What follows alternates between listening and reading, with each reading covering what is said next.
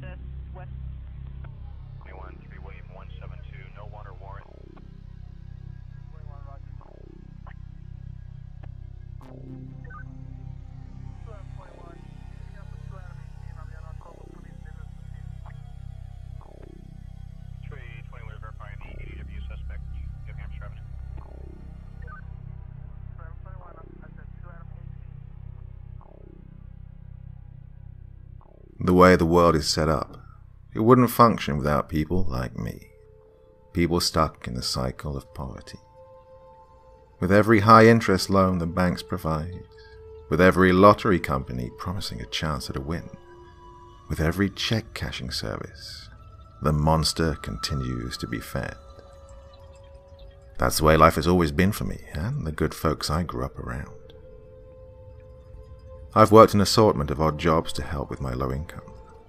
I've done everything from chopping wood for families to driving elderly folks to the doctor to helping others rehearse for job interviews. So, when I went to the internet cafe to check my email, it wasn't out of the ordinary for me to receive another odd job offer. Dear Porter, we would like to offer you an opportunity that comes once in a lifetime. I am the director of a company called Osiris. We are currently working to assemble a group of other people from all over the world for the experiment of the century.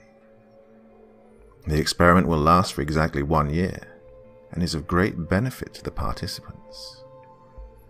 How would you like to live in a tropical paradise island with a fully furnished new home and a regular salary? And to top it off, you would get paid a hefty amount just for your participation. If you're interested, please contact us immediately so we can get you started on the interview process. From everyone at Osiris, we hope to hear from you soon.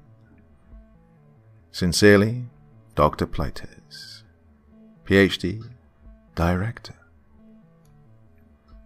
Well, I didn't have to think twice about it.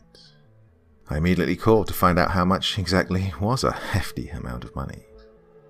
As it turned out, the amount was more than I could ever have imagined.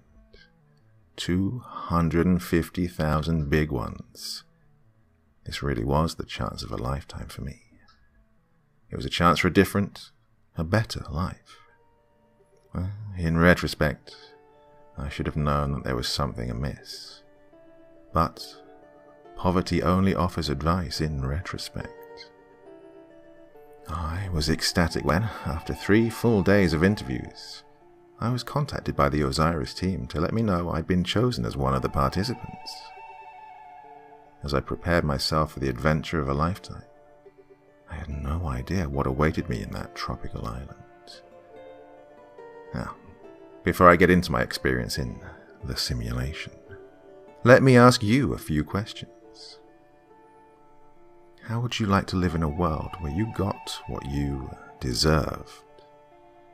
Imagine a place, a society, where everything you say and do is not just evaluated, but also rated by your government. In this world, everything you purchase, every movie you watch, every song you listen to, every friend you choose, every food you eat, every good deed, every bad deed, everything is subject to the rating system. If your actions are deemed to be good, then you get access to the best of everything. It doesn't matter if you were born rich or poor. What matters is how you react to the world around you. This is the simulation. Before I knew it, I was sitting on a chair under palm trees, in front of a stage that had a beautiful, pristine beach as a backdrop. Oh, is this real life? I wondered, as I enjoyed the light breeze of the ocean, the colors of the sunset and a pina colada in my hand. A woman in a white coat took the stage. Positive reinforcement. She paused. Positive reinforcement and operant conditioning. That is why we are here. For a long time, humans believed that the only way to get things done was by scolding, screaming, fighting, war. But after thousands of years of evolution, we have found that, in fact, the opposite is true. Rewarding has proven to be far more successful in societies than punishment. Today, you join us to prove that this can be done with society as a whole. Let me introduce you to my co-worker, my friend and my apprentice, Dr. Playtez. He will explain to you a little more about the world we have created here at the simulation. A round of applause welcomed a rather attractive man in his mid-40s, with thick black rimmed glasses, also sporting a white coat. Hi everyone. Thank you for being here with us today. Without you, there would be no simulation. So, on behalf of everyone at Osiris, I thank you. First and foremost, I would like to explain to you in layman's terms what the simulation encompasses. The governments of 8 countries have funded this experimental simulation. They want to know how beneficial it will be to implement a similar system into their societies in the imminent future. Over the next year, you will participate in a simulation of a social credit system. Every action you take will be monitored by Osiris, our highly advanced computer system, and then rated. Based on the rate of each action, your citizen credit score will either go up or down, or in some cases, stay the same. In the simulation, good behavior is rewarded, something that rarely makes a difference in the real world. As an incentive, your good behavior will unlock more opportunities, more amenities, more access to the best we have to offer here on the island. We want to reward you for being a good standing member of society. The wrist devices we have given you will help us to better monitor your habits, as well as allow you to keep count of your citizen credit score. Oh, I would also like to introduce you to a group of women and men who will be helping out Osiris to keep order in the simulation. They are the official Osiris Security Guard, or OSG. A group of guards dressed in black entered the stage in formation. We clapped, not ever knowing what these men were really there for. They're here to not only enforce the laws of the simulation, but also to protect all the resident participations of Osiris. Think of them as your very own police force, a friendly police force. They are also here to enforce one of our most important rules. While you are a participant in the simulation, you cannot speak about your real life outside of the simulation. If you break those rules, you will be ejected from the simulation without pay. Now, with all this said, you may now turn to your wrist device, and I would like to officially welcome you into the Osiris simulation. Be good, be kind, and all will be aligned. And with those words, we all began our year in the simulation. You know those Saturday mornings in spring, when you wake up and you can finally feel the warmth of the sun through your window? Those first hints of summer are finally here. The weekend is just getting started. Your bills are all paid. You've got a little extra cash that you can spend on a good meal and a movie. Life is good. Well, that's what every morning felt like that first month in the simulation. Everything was just perfect. They were right about many things. Good behavior was a great incentive. In the real world, I would never have managed to receive so many promotions in such a short span of time. By the end of the second month, I had gone from working as the manager at the local coffee shop to an assistant at the Osiris central office. I managed to do all this solely based on my good behavior. I was very impressed with how the system functioned. I have to say, however, I did find some oddities in the simulation. For example, days seemed longer. There were no clocks allowed anywhere. Instead, we kept track of the day using our wrist devices. There was a wake-up alarm. There was an alarm for breakfast. One for work, one for lunch. And, well, you get the drift. So, throughout my time here, I never really knew what time it was. That being said, days felt very long. Not in a bad way. To be honest, the first couple of weeks, I wanted time to go slow because I was enjoying everything. Life had never been this good to me. Poverty was long gone, and I dreaded the idea of going back to it. Another thing I found different was the food. Everything tasted so much better than anything I'd ever had before. After weeks of wonderful surprises in my taste buds, my conclusion was that poverty had not allowed me to taste the better things in life. Aside from those two small details that only slightly bothered me, life was swell. But, as I'm sure you already know by now, perfect doesn't last forever. One day, while working at the office, a young man came in looking a bit disheveled. This was not a common occurrence in a place where everything was as pristine as the water that surrounded it. "Hi, welcome to the Osiris Central Office. How may I be of service to you today?" I asked the man. "I'm here because I feel that the local coffee shop is not providing fresh coffee," he said, handing me some papers. "Here's my official complaint. I was told I had to give an official complaint." "Oh, okay. Well, these complaints are normally filed through the clerk's office next door," I said, handing him back his papers. He pushed them away and said, "Can you please just take 1 second to look at my complaint?" I examined his face. He looked worried, an emotion that rarely existed in the simulation. I agreed that a quick look at the papers wouldn't hurt. It was a complaint about the coffee tasting bitter. Nothing out of the ordinary. As I flipped through the complaint, a folded piece of paper fell on my desk. I grabbed it and was just about to hand it back to the young man when a group of OSG burst through my office. "Hands up. Participant number 562, hands up," one of them screamed. The young man looked at the piece of folded paper in my hand, looked at me, nodded his head once, and then made a run for it into another part of our building. One of the OSG men approached me and asked me to hand him the stack of papers that the young man had given me.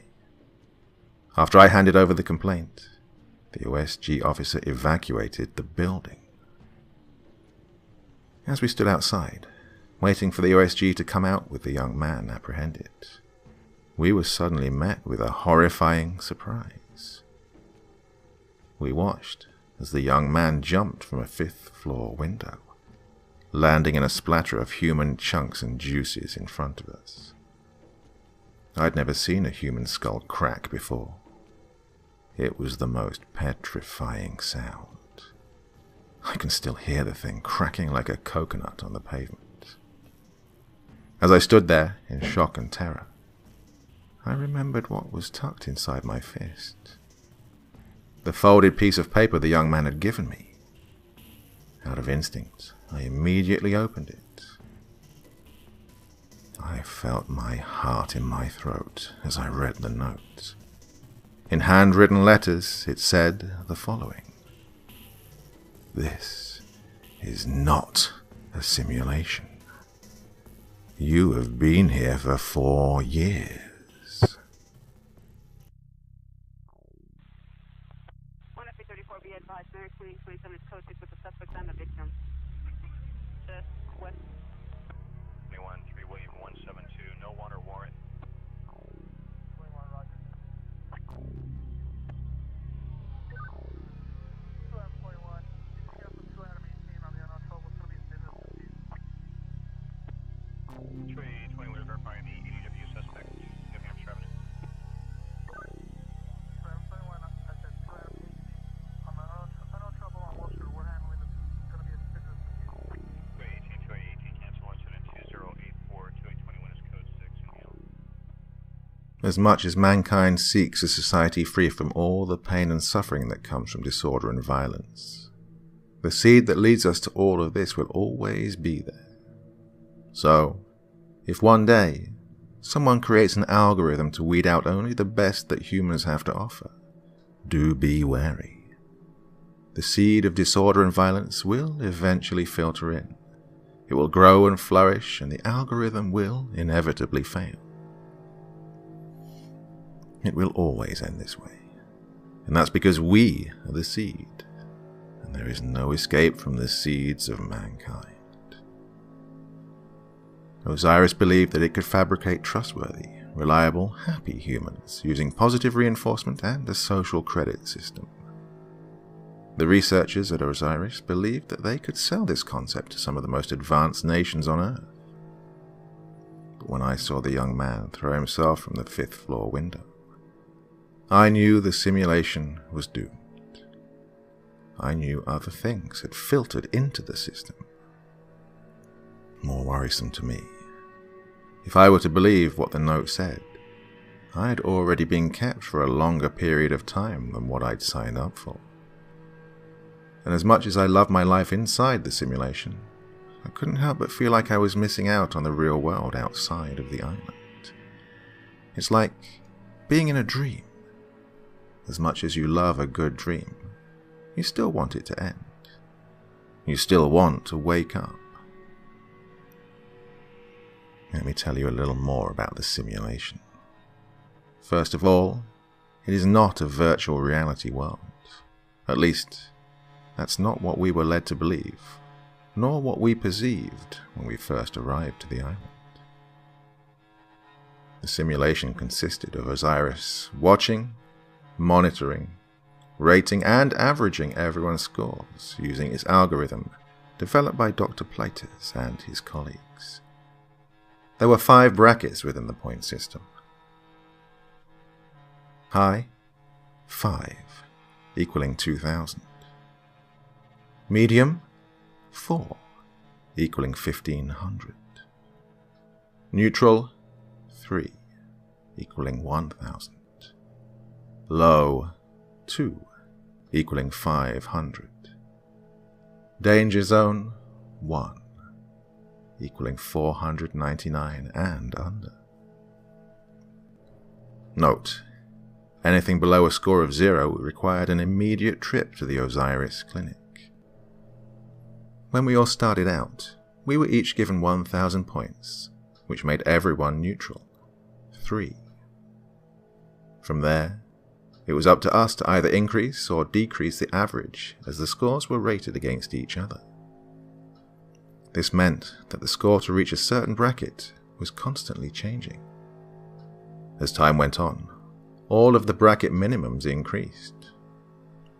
On a regular day, my points would be distributed like this. Wake up on time, plus 20.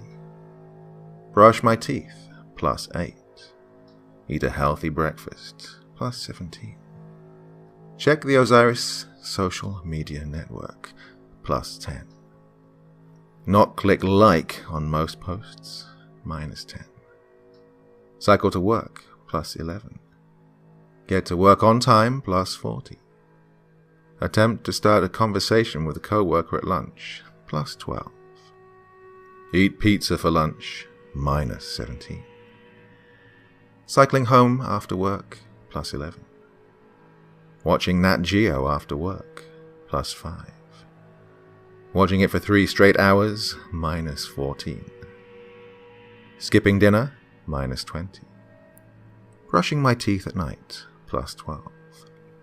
Checking Osiris social media network before bed, minus 5. Liking participant 48's post, plus 5. Going to sleep not too late, plus 10.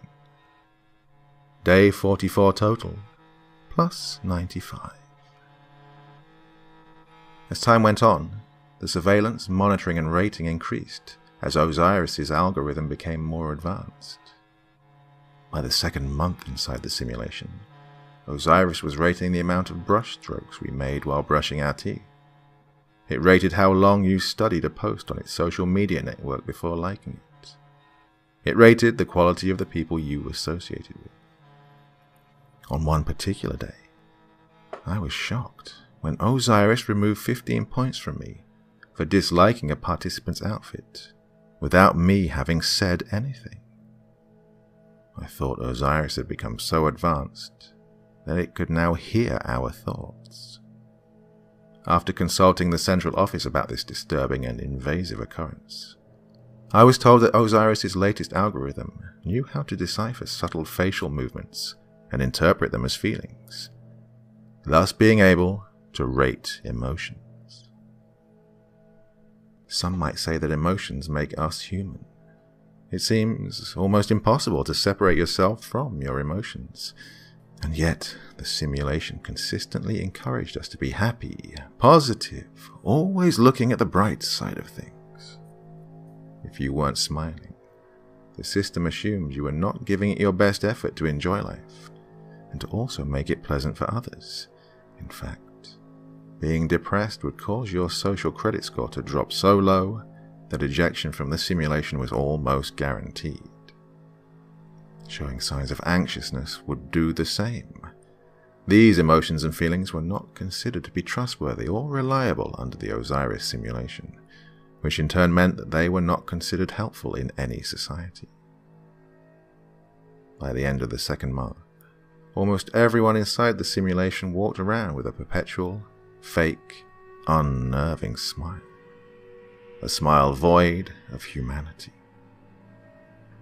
Of course, the ultimate proof of the flaws within a system like this was what happened on the day the man jumped from the window. As we all stood in shock and horror, looking at his lifeless body on the pavement, some of us began to smile. It was a sinister scene. A man crushed against the pavement on the ground, surrounded by people who were smiling. People who didn't know anymore how to react, because all they sought after were higher social credit scores. I didn't know anymore if this was a flaw of the simulation, or a seed of violence flourishing in a mutated form. I began my plan to investigate the note by placing a complaint at the clerk's office. My complaint was about disagreeing with the way Osiris rated real human emotions. I explained in writing that I didn't find it particularly helpful to a society, as it felt like happiness should be genuine and not something forced onto us. It seemed okay to portray happiness on social media, but to be actually forced to live it without cause seemed cruel. The clerk took my complaint, read it over, and when she finished, she gave me the biggest smile I had ever seen. I wasn't sure if this was a sign that she agreed with it, or if she was just trying to gain more points on her score. She informed me they would get back to me soon with an answer. That night, as I counted all my scores from the day, I got my answer. I had lost a whopping 500 points. Guess they didn't like my complaint. It was the most I'd ever lost, and it actually made me fall into a lower bracket. In this lower bracket, I could no longer be allowed to work at the Osiris Central Office. I was furious. I let my rage flow uncontrollably. It was crazed. It was as if I'd forgotten how to be angry, and by doing so I no longer knew how to control my anger once it came out. I only remember a blur of punches to the walls in my room, and a river of emotions flowing out of me. Eventually, I must have fallen asleep from all of the energy spent. In the morning, I had a message on my Osiris social network inbox. I'd lost some more points, and the system had witnessed my loss of temper. So, it had a new job set up for me, where I could practice my compassion. I was assigned to work at the Osiris Clinic as an assistant to the nurse. She was participant 48. I wasn't really sure why working at the clinic as an assistant was in a lower bracket within the system. Well, until I worked my first shift there. I had to clean up vomit. I had to clean up blood. I had to listen to people excessively cry from pain. It seemed I wasn't the only one who had forgotten how to control any emotion after spending weeks smiling and being happy. I had to enter information meticulously into the computer so that Osiris could give the nurse the correct instructions for the patient. But the worst part of working at the clinic was taking care of patients who had clearly entered some form of psychosis. They spoke about the things they were seeing, things that couldn't have been real, horrifying things that just couldn't exist. They came in looking disheveled, paranoid and anxious. It made me think of the young man who gave me the note. I wanted to believe that this was an effect of the stress caused by being constantly watched and monitored, but something told me otherwise. Whenever these types of patients came in, Osiris prescribed a medication called Dumox. Once the patient took the pill, they mostly calmed down and returned to their regular life inside the simulation. Something I did notice was that all the patients suffering from these bizarre and disturbing visions were participants with extremely low scores. After getting accustomed to the flow of things at the clinic, I decided it was time to start back up my investigation that I'd placed on the back burner. I was in charge of typing down all of the medical history of the patients into Osiris. As I asked the questions, I would add my own questions to the list. Do you ever have a hard time telling what time it is? How long do you believe you've been here for? Does it ever feel like you've been here for longer than you think? Each time I asked these questions, Osiris would deduct points from my social credit score. My SSC was becoming dangerously low, but I couldn't stop because many of the answers only fueled my need to investigate more. I feel like it's been a long time. To be completely honest, I have no idea how long I've been here for. Sometimes I can't even remember my life before this all began.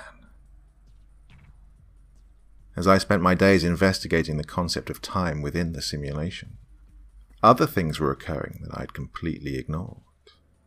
Seeds of the sinister kind were filtering in on a much larger scale. We began to receive more and more patients that came in with bruises and wounds. Most of the time, the patients didn't want to speak about what had happened to them. But finally, one day, a patient felt safe enough to confide in us. It was my co-workers. I'm a pretty lazy person when it comes to healthy eating, and the sugary and fatty foods here they're so good I haven't been able to help myself. My score has suffered. So, my co-workers have been shunning me for some time now, and the simulation has been increasing their scores each time they shun me. Last week, my co-workers started to do weird things. He paused. His hands were shaking. They started to hide my food at lunch. The simulation gave them points for that because they were said to be helping me to lose weight and to be better. But I felt humiliated and horrible. They did it again this week, so I went to confront one of them. As I told her that it wasn't right what they were doing, one of them punched me in the back, and then another one, and then one more.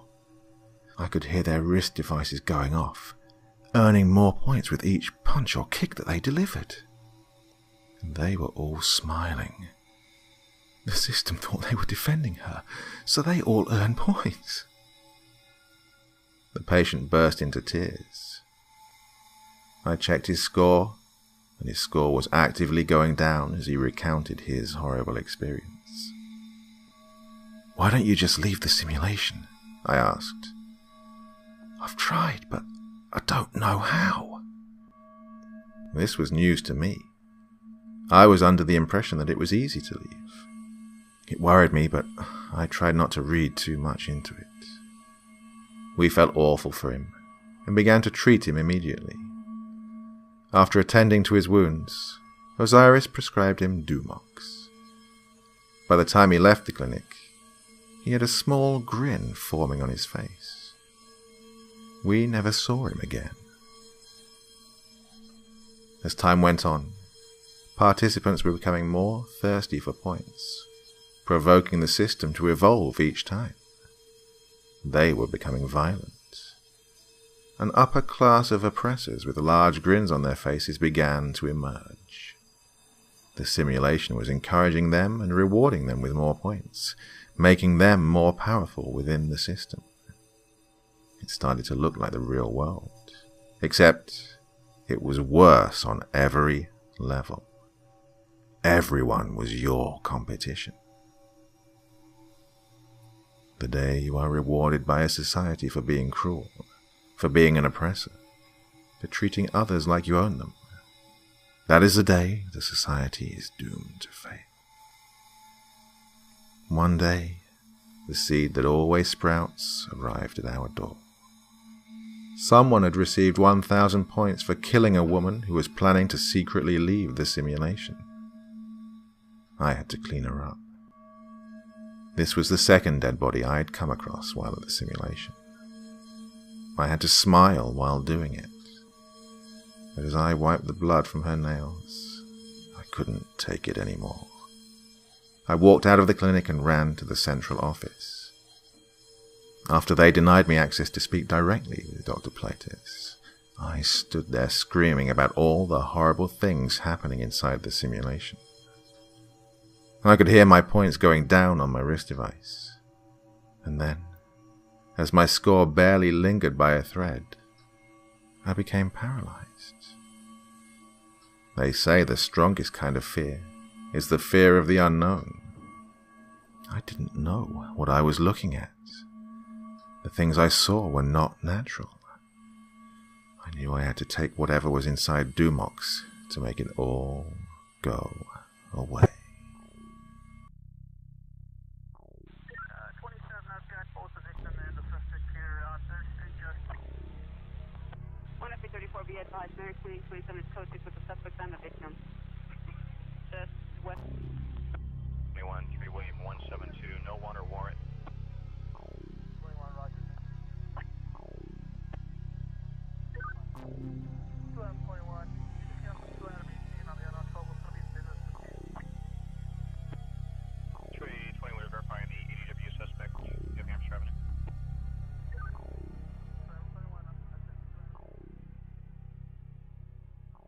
It is present in the simplest single-celled organism. It is the root of all evolution. It is the reason for our top spot in the hierarchy of species on Earth. Without it, humans would have become extinct long ago. It's there when you quickly search for the light switch in a dark room. It was there when you were young and you imagined a stranger's hand coming from under your bed at night.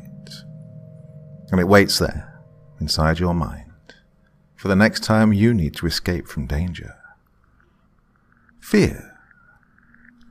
Fear is the true source of the human's drive to survive.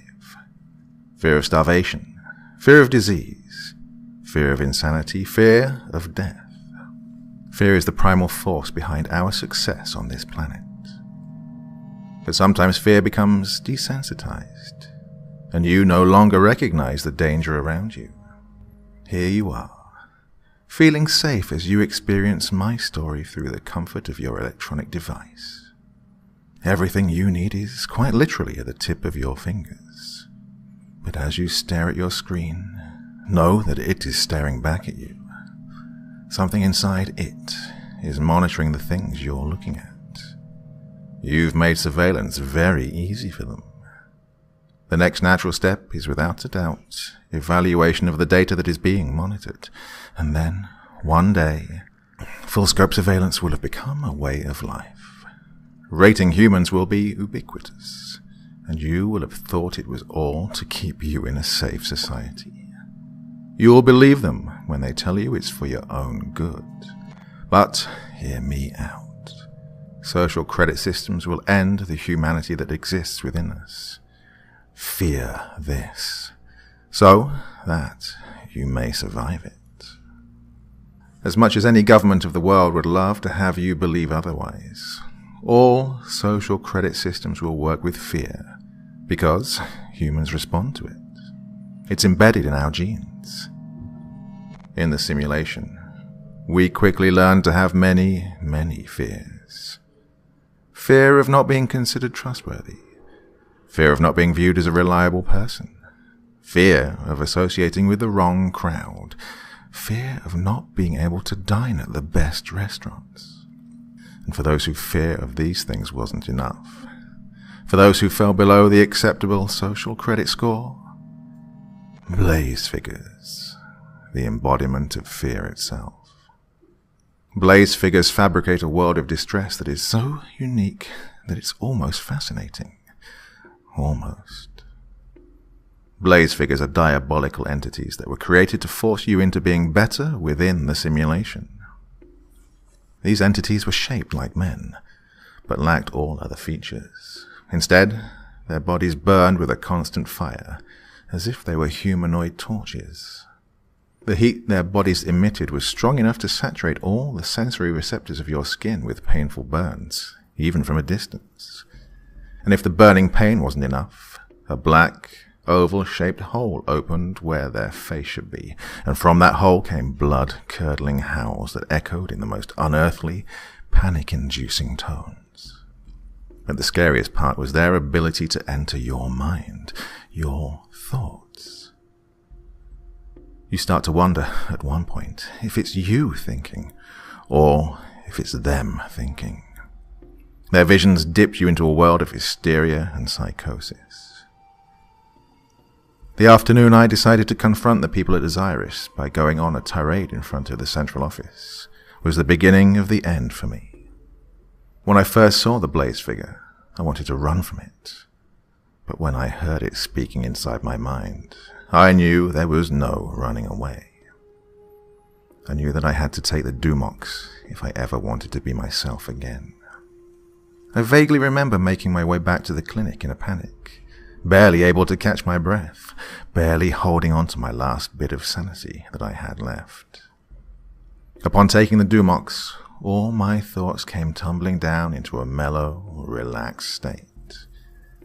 This state lasted for a long while.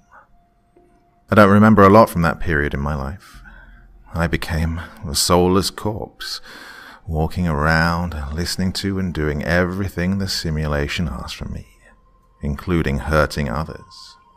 But soon enough, it wore off, and I regained my consciousness. It was only then that I was able to remember taking the Dumox and realizing it tasted like a more intense flavor of the food that they fed us. But, at this point, I was too afraid to confront anyone at Osiris about it. I decided I would slowly figure out how to leave the simulation entirely. I'd lost my job at the clinic, and instead being given a job at the local ice cream parlor, which is where I met her, participant 999. She'd come in for an ice cream cone. She was allowed to purchase anything she desired due to her very high social credit score. She was even allowed to have the ice cream sundae that had the eatable gold dust. But that's not what I admired most about her. Every single time she came in, she had a genuine smile on her face. Oh, I miss those so much. Her smile made me feel real again. One day, on a whim, I asked her if we could hang out, and to my surprise, she agreed, in spite of my low level 2 score. Look, I'm willing to talk about this place with you. I mean, you can lose points here and there by discussing the defects of the simulation, as long as you make up for it in big numbers. And there's a lot you can do to regain those big numbers. It's fairly easy, she explained on our first day hanging out together. So, you hurt people? I asked. Because that's the only thing I can see happening right now in this place. I mean, you're not really hurting them per se. Yeah, maybe you're emotionally or, in some cases, physically hurting them, but it's only to help them out. A little push, a little fear can help them become better members of society. And well, it's all about survival, she explained. I must have looked at her with disgust, because she seemed shocked at my reaction. What? She scoffed. Look, don't be naive. outside of this fucked up place exists another fucked up place. The world is exactly the same out there. The only difference is that here, you get rewarded for making people listen to the government. What do you think bad credit is in the real world? Why do you think some people have access to better education than others? What do you think being a certain color of skin is in the real world? What do you think prison is? In the real world, we're all constantly rated at work, at school, on the sidewalks. Here, we're just putting a number to it and rewarding it. And soon, the same will happen out there in the real world. It's only natural, she explained with a fiery passion. So, what are you saying? I asked. Look, I'm not stupid. I've been investigating this place from the second I got here. I don't like people screwing me over, so I had to be sure that I wasn't getting kidnapped by a messed up cult. She laughed. But no, this place is the real deal.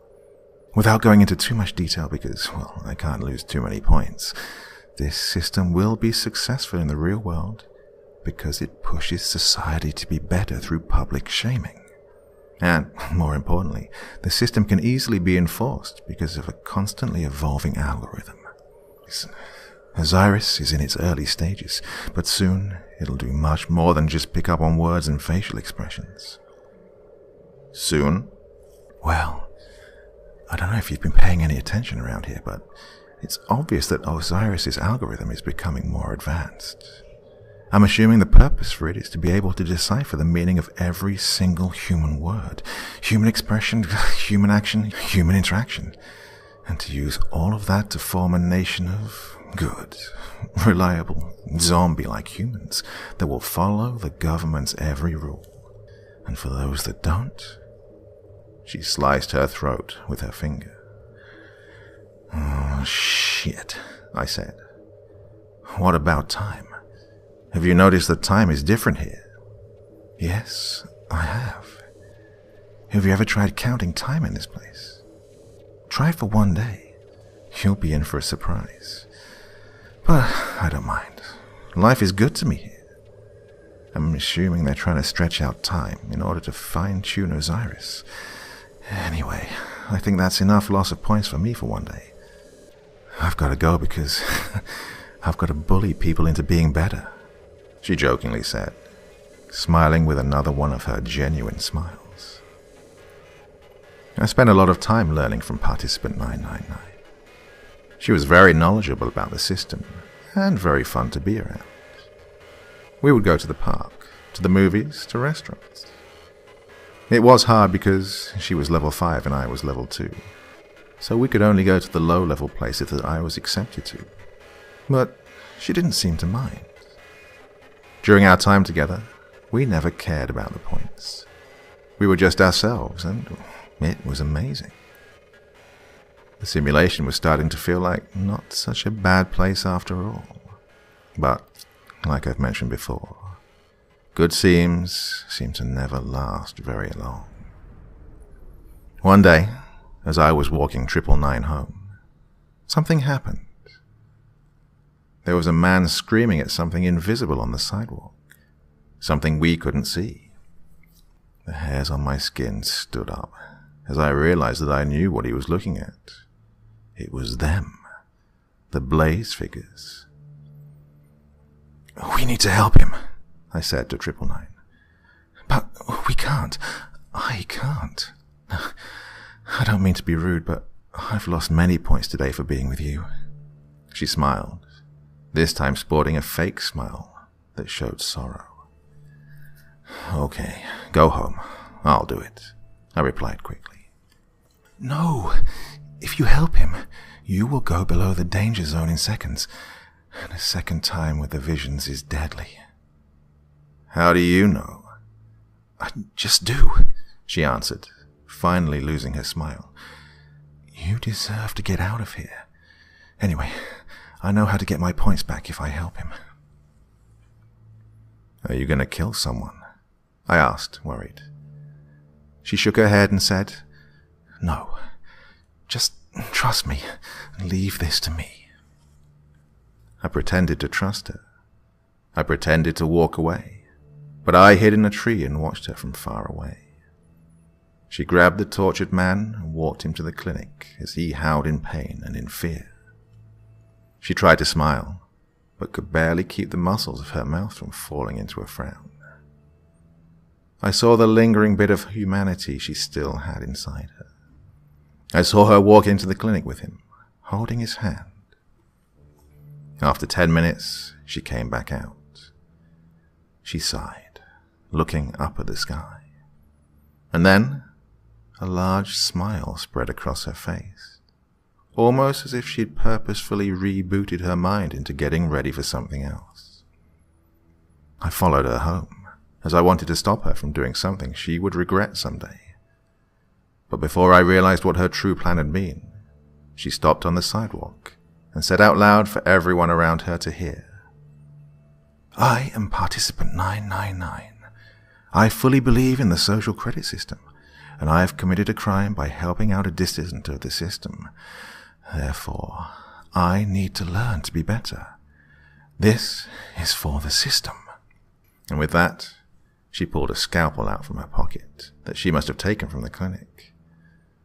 She violently stabbed her arm one time, and then another time, and then stabbed her leg, and then sliced her hand.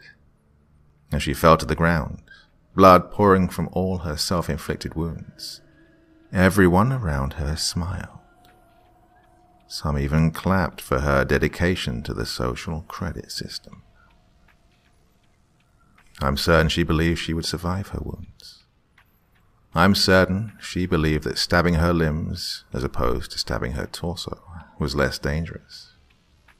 I'm certain she wasn't suicidal.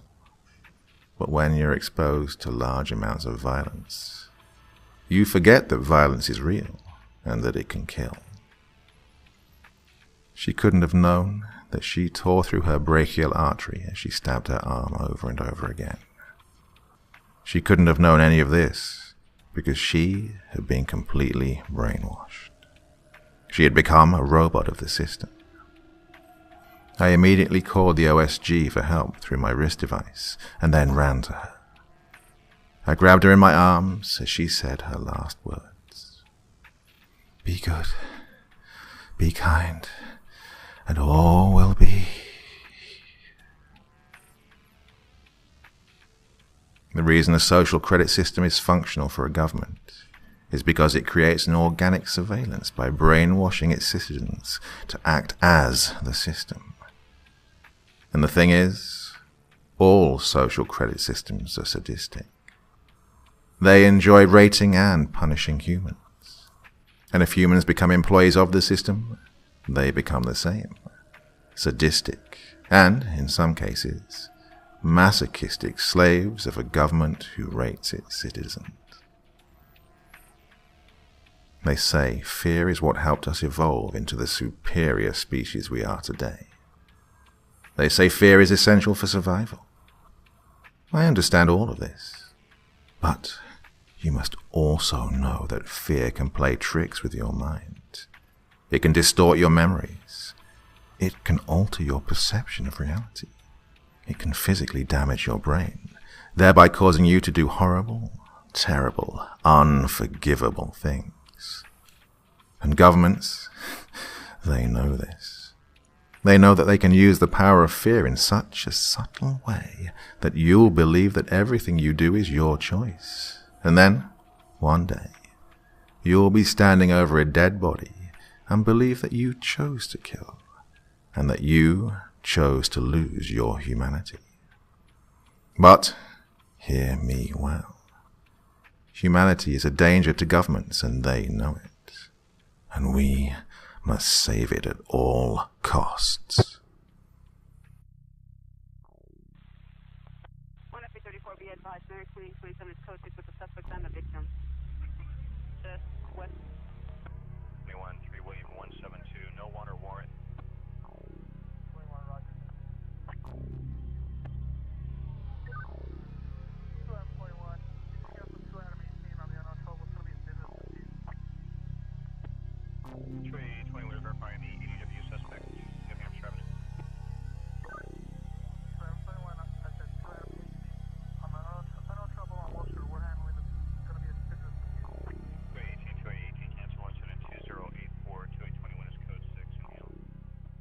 A company called SenseTime has recently raised $600 million in fundraising.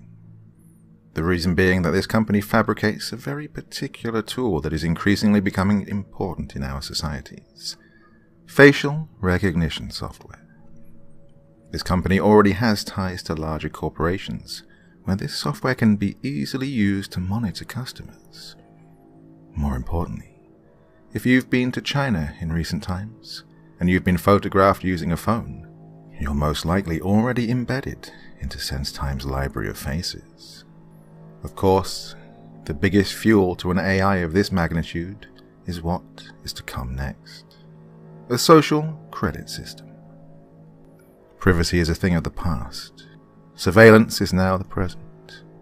Despotism is the future. Welcome back to Osiris. The day after she killed herself, I decided it was time for me to finally eject myself from the simulation. Woke up late, -10. Visibly angry or upset, -7. Ate a cupcake for breakfast, -17. Ate 4 more cupcakes, -68. Skipped my shower, -13. Skipped work, -100. Let the rage flow out from me, screaming at the top of my lungs, -250. Calmed down, sat down, and wrote out a letter on my laptop, which I posted on the Osiris social media network, detailing all of the terrifying things that I'd witnessed inside the simulation. -10,000. Within less than a minute, there was a knock at my door. I didn't get up to open it, so they burst through instead. What took you fuckers so long? I don't know if you've been keeping up with the news recently. I normally try to stay away, but I saw it in a lifestyle magazine at my local coffee shop some weeks ago. The terror got to me. I stood up, trembling, spilling my coffee all over the table, barely able to control my own bowel movements. The title of the article was, "China has started ranking citizens with a very creepy social credit system. Here's what you can do wrong, and the embarrassing, demeaning ways they can punish you." I know all about the punishments. I know about the shunning and shaming of citizens. I know about all of this, but, most importantly, I know that during my time inside the simulation of the social credit system, there were 8 countries sponsoring the experiment. I can confirm to you that China was one of them, and I know that there are 7 others. Participant 777. 4 of the OSG members stood in formation in my living room. Participant 777, you are being charged with dissidence, which is part 10.8 in the legal contract you signed. This results in complete ejection without pay. You need to come with us. I smiled. They took me to a laboratory. There, they sat me down and showed me a strange, futuristic-looking outfit. The outfit had all sorts of wires on it, and they were supposed to attach to my skin. "You ever read Harry Potter?" one of the employees in a white coat asked me. "No." "So, I guess you've never heard of the invisibility cloak?" "No." "Well, think of it this way. Since you refuse to actively and positively participate in the simulation, and since you seem to absolutely love to spread negativity, you are being ejected. Instead, you can now spread your negativity in another way." He smiled. "How?" I asked, trembling under my clothes. "Well, listen. I detect some worry in your facial experience, but don't worry. Now that you've been ejected, you can talk about anything you want. You can scream all you want about the system. You can chase people around telling them how horrible the system is. All you have to do is wear this outfit here." He smiled, pointing at the strange suit. "Most of them won't be able to see you, but some of them will, and you'll know immediately if they can see you. And the best part, not only can you spread all the negativity you want, but you will inadvertently help to bring them back to a higher score and to be a better member of society. It's truly a win-win situation we've concocted here. I don't understand, I mumbled. Well, let's see here. He looked through his notes. It says here that you've seen them before. Seen who? The Blaze figures. He grinned. You are now part of the system. It ended. It all ended, and I still don't know how. I only remember slowly and reluctantly getting into the suit with all the wires, and then everything went dark. Even today, I still don't know if I did participate as a Blaze figure inside the simulation or not. I have no recollection of it, but perhaps that was the point. When I woke up again, I'd been handcuffed to the arm of a seat. Looking around me, I came to realize I was on an airplane in the air. There was no one around me. I was alone. "Hello?" I asked out loud, to see if anyone would come out from somewhere. But no, I was completely alone. I panicked the whole time we were flying, as I had no idea where the plane was headed, nor who was flying it. When the plane finally landed, only one pilot came out. "From everyone at Osiris, I thank you for your service. May you have an eventful life. Be good, be kind, and all will be aligned," she said as she motioned for me to exit through the door. As I walked into the airport, dazed and confused, I learned that I was at LAX. I felt something in my pocket and reached down to see what was tucked inside of it. Inside, I found a brand new wallet with some cash, my ID, a bank card, and an envelope with Participant 777 typed on it. I immediately opened the envelope and found a typewritten letter with an Osiris logo at the top. It read as follows: "Dear Porter, we'd like to take the time to thank you for your time within the Osiris simulation. We understand that your stay with us was not the easiest. However, you must rest assured that your participation helped out the simulation in a grandiose way. Understandably, you must be quite confused about certain things that transpired during your stay on the island. We would like to take the time to shed some light on those events for you now. It has always been our ultimate goal to have 100% participation from everyone inside the simulation. However, we knew going in that this would never happen due to natural human behavior. We figured that, in the real world, the same would be true, and thus we decided to introduce chaos into the social credit system to simulate dissidence, so that we could better understand how to tackle it once it presents itself in the real-world version. It was of the utmost importance for us to test out all the possible outcomes from our social credit system algorithm. With all this being said, we would like you to know that you were chosen to participate inside the simulation as a point of chaos. We wanted to know how a person with success inside a social credit system would react when the success began to break apart. The success was broken apart by introducing a major life event, followed by a mental perturbation, which could lead to a mental illness. In your case, the note you received from Participant 562 at the beginning of the simulation was planted by us. In fact, many of the things you lived were meant to be there, to test the algorithm and to test human response to it. Perhaps it will help in knowing that you were not the only point of chaos. There were others as well. Overall, we learn more from our chaos participants, as we like to call them, than from the regular participants. Perfect things just stay perfect and never seem to change, and those are not helpful in growth and understanding.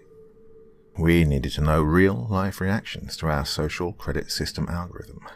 So, by contrast, you were a very constructive piece of the puzzle. Another point we would like to clarify is the concept of time.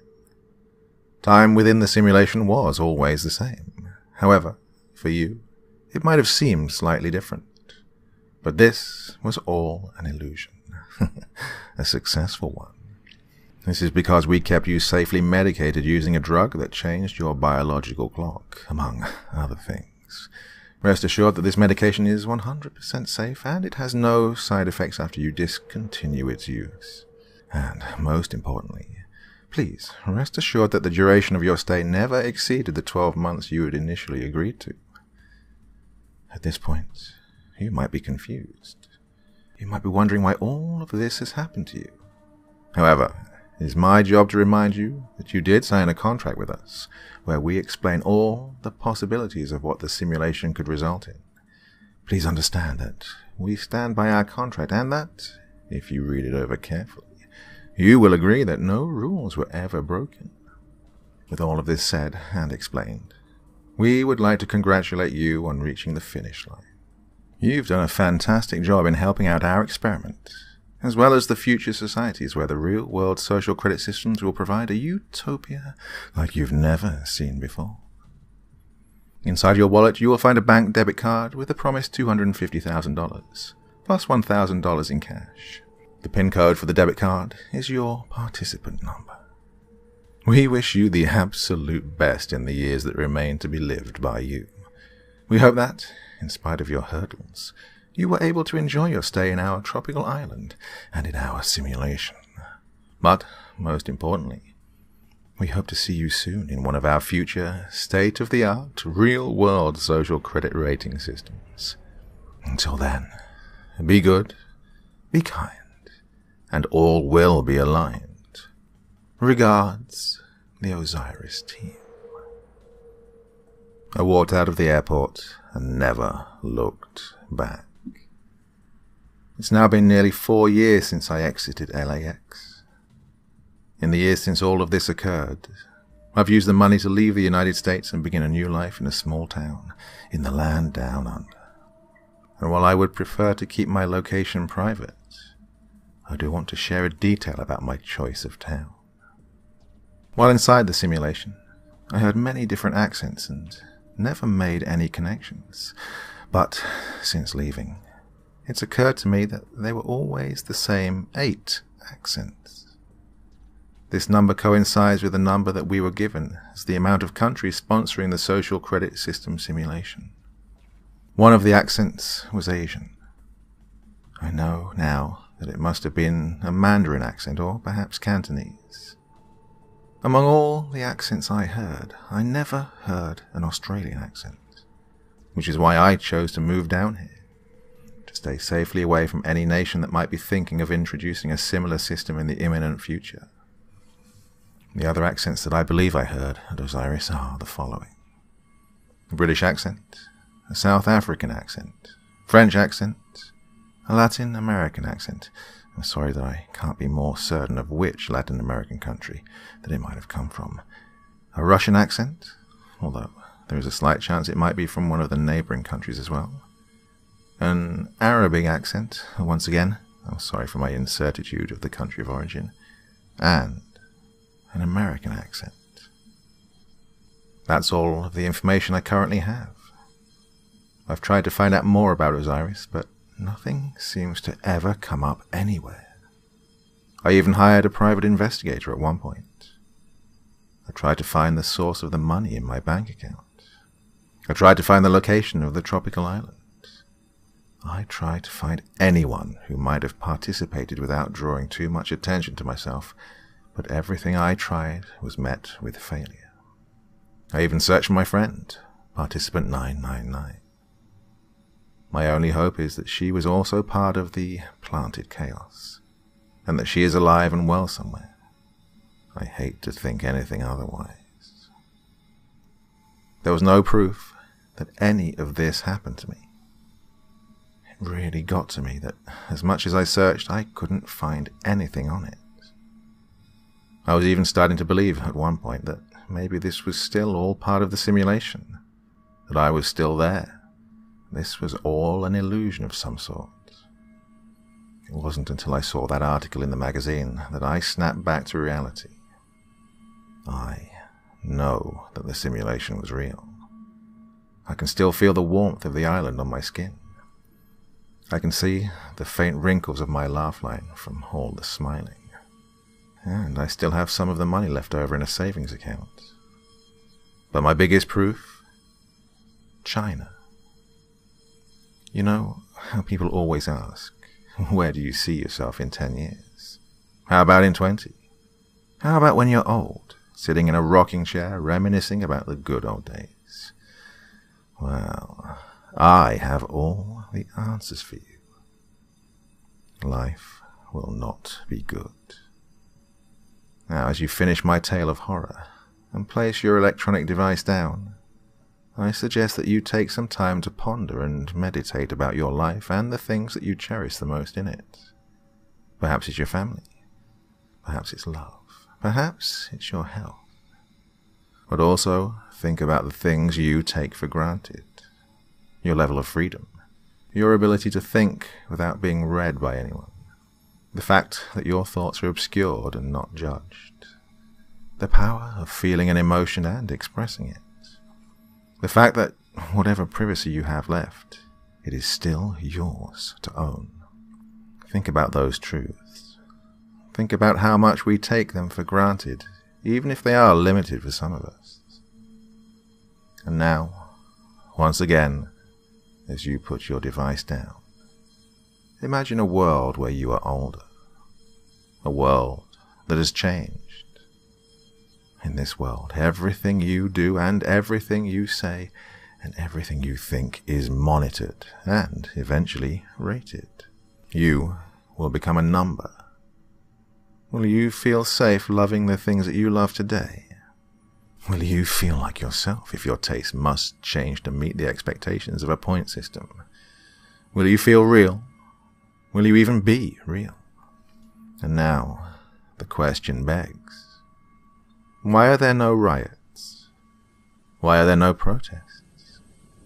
Are we really not seeing the height of the precipice from which humanity is about to take a leap from?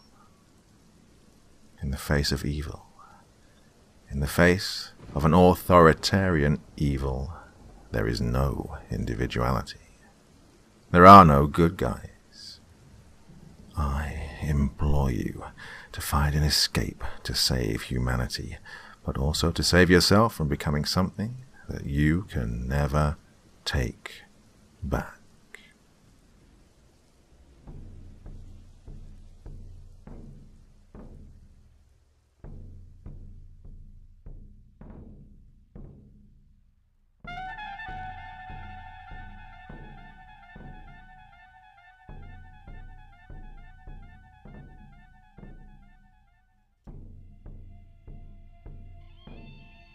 Thank you so much for choosing to spend your time listening to me.